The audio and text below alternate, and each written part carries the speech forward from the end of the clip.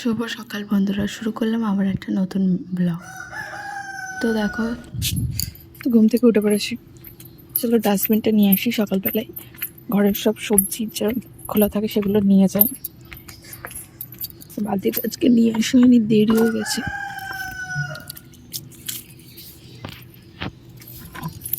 আজকে অনেক রোদ উঠেছে বেশ। আজকেও ঘুরতে ঘুরতে প্রচুর লেট হয়ে গেছে।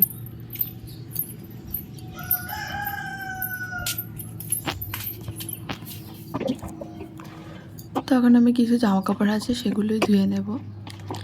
ও রাতে যেগুলো এসে আর কি, মানে কাজ থেকে এসে যেগুলো জামা কাপড়গুলো আমাকে খুলে রেখে দেয় সেগুলো আমি সকালবেলায় সার্ফে ভিজিয়ে তারপরে কেচে ধুয়ে দিই।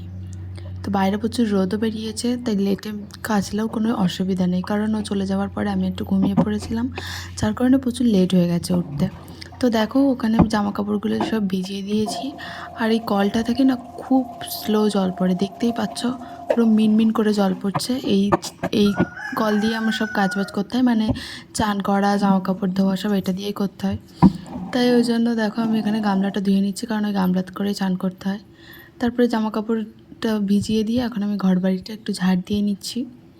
আমি ডেলি ঘর মুছি না, সপ্তাহে 2-3 দিন ঘর মুছি, বাকি দিনগুলো ঝাঁটফাট দিয়েই রাখি। দেখো, দুটো মানুষ থাকি, ডেলি ঘর মোছার দরকার হয় না। অনেক খিদে পেয়েছে, আমি সকাল থেকে কিছু খাইনি যেটা বললাম। তো এখন দেখবো কিছু আছে কিনা ফ্রিজে, তাহলে সেটা আপাতত খাবো। কারণ পুজো দেবো বলে এখন ভাত আর খাবো না মাছ দিয়ে। তো আইসক্রিম এটাই আছে।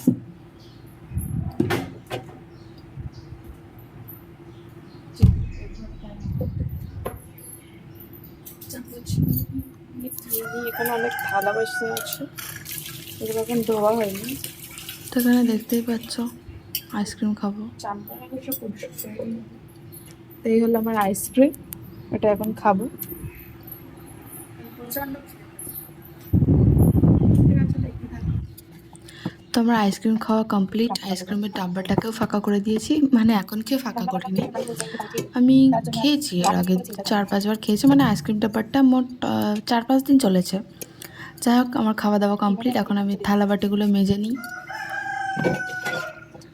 আমার ডেলি রুটিন এইভাবে তোমাদের সাথে শেয়ার করছি। প্লিজ ভালো লাগলে ভিডিওটাতে লাইক দিয়ে দিও আর চ্যানেলটাকে সাবস্ক্রাইব করে দিও, এটাই তোমাদের কাছে আমার রিকোয়েস্ট। আমি জানি আমি হয়তো খুব ভালো এডিট করতে পারি না, অনেক ভুল ত্রুটি হয়, তো সেগুলোও একটু ম্যানেজ করে নিও, বা ছোটো বোন হিসাবে বা দিদি হিসাবে বা বন্ধু হিসাবে এটাকে মানিয়ে নিও, এটাই বলবো। তো চান দান হয়ে গেছে, সব কাজ বাজ কমপ্লিট করে এখানে তোমাদেরকে এটাই দেখাচ্ছি যে দেখো, আমি বড় চিরুনি দিয়ে মাথা আঁচড়াই, কারণ ছোটো চিরুনিতে না প্রচুর চুল ওঠে। আর বড় চিরুনিতেও যে ওঠে না তা নয়, ওঠে, বাট একটু কম। দেখতে পাচ্ছ পুরো ফাঁকা হয়ে গেছে, মানে চুলের মাঝখানে স্মৃতি। পুরো চুলটা অবস্থা খারাপ হচ্ছে। আমি সেটা করিনি, অন করে একটা জাস্ট অঘটন ঘটে গেছে, হাত থেকে ফোনটা পুরো নিচে মেঝেতে পড়েছে তপাস করে। ভালোভাবে যে কিছু হয়নি, একটু স্ক্র্যাচ করে দিয়েছে। চান করে উঠে পড়েছে, একটা বাচ্চা একটা জিনিস আমি হাত থেকে চাই ওকে নিয়ে তার মন খারাপ করে বসে থাকলে হবে না। আমার চান্দান হয়ে গেছে, এবার আমি পুজোটা দেবো, তারপরে কথা হচ্ছে। তোমার পুজো কমপ্লিট হয়ে গেছে, পুজো দেবো হয়ে গেছে। এবার কিছু জামা কাপড় আছে সেগুলো নিয়ে ছাদে মেলতে যাবো। তো চলো, চান করার সময় আমরা ধুয়ে নিয়েছিলাম এগুলো। আজকে বেশি কিছু কাচিনি, যদিও কালকে অনেক কাচা গিয়েছিল। বাড়ি এসে যেটা দিয়েছিল খুলে জামা কাপড়, সেগুলোই আজকে সকালবেলায় দিয়ে দিয়েছি, মানে চান করার সময়। ছাদে যেতে ইচ্ছা করবে।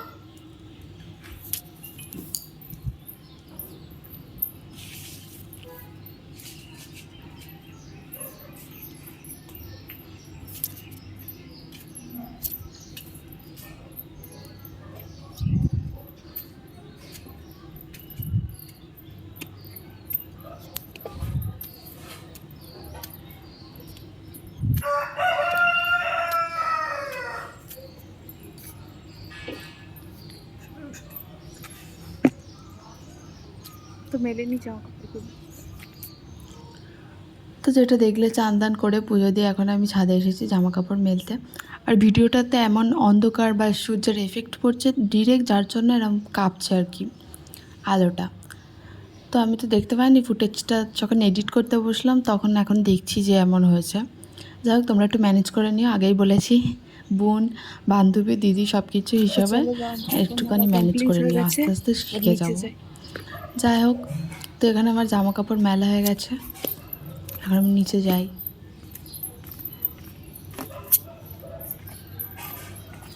আর কিছু দেখাবো জানলা দিয়ে আমার তোমাদেরকে। ঘর দেখা যাচ্ছে।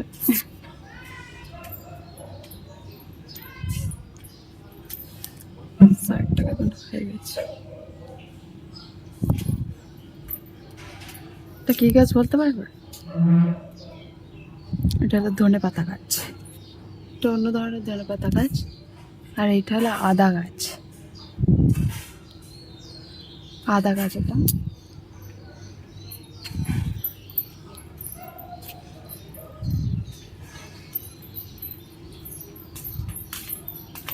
তো খেতে হবে, সকাল থেকে যাতে তো খাই।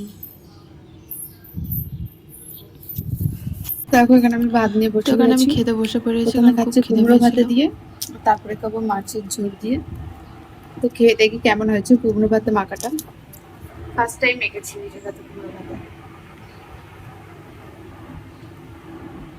খারাপ লাগছে না, ভালোই লাগছে এটা। তো আজকের ভিডিওটা পেঁয়াজ দিয়ে মেখেছি, তো এর পেঁয়াজ, পরে বিকেল লঙ্কা, থেকে শুরু সরষের করব। তেল বেশ ভালোই লাগছে খেতে। তো খেয়ে নিই খাবার। তো সন্ধ্যাবেলায় ঘুম থেকে উঠলাম, দুপুরবেলায় খাওয়া দাওয়ার পরে ঘুমিয়ে পড়েছিলাম, তাই আর কোনো ক্লিপ নেওয়া হয়নি। এখন প্রায় 6টা বাজে, সন্ধ্যে দেওয়া হয়ে গেছে। এরপরে কি কি করি সেগুলো তোমাদের দেখাবো, তো দেখ। তো এখন আমরা একটু দোকানে যাচ্ছি সন্ধ্যাবেলায়, ঘরের কিছু জিনিস নিতে হবে তার জন্য। বেশ ভালো হাওয়া দিচ্ছে এখন বাইরে, মানে সূর্য দিচ্ছে না, হালকা হাওয়া দিচ্ছে। তো দোকানে গিয়ে আবার কথা হচ্ছে, চলো। তো দেখতে পাচ্ছ এখানে বাজার করতে চলে এসেছি দোকানে, অনেক কিছুই নেওয়া ছিল, সর্ষের তেল, ময়দা, টুকিটাকি যা লাগে ঘরের জিনিস, এগুলোই নিয়েছি। তো দেখো এখানে দোকান থেকে এসে ডিম টোস্ট বানিয়ে নিয়েছি, সেটা এখন খাচ্ছি। ব্রেড কিনে এনেছিলাম, সেটা দিয়ে এখন ডিম টোস্ট করেছি, সেটাই খাচ্ছি। তারপরে কি কি বাজার করে এনেছি সব কিছুই দেখাবো, আগে খেয়ে নিই। একটু খিদে পেয়েছে, সন্ধ্যাবেলায় তো কিছু খাইনি, তাই সন্ধ্যাবেলায় টিফিনটা করে নিয়ে তারপরে দেখাচ্ছি কি বাজার করে এনেছি। তো দেখো,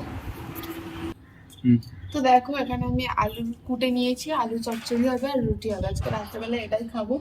তো আলু কাটা হয়ে গেছে, এবার কুটবো পেঁয়াজ।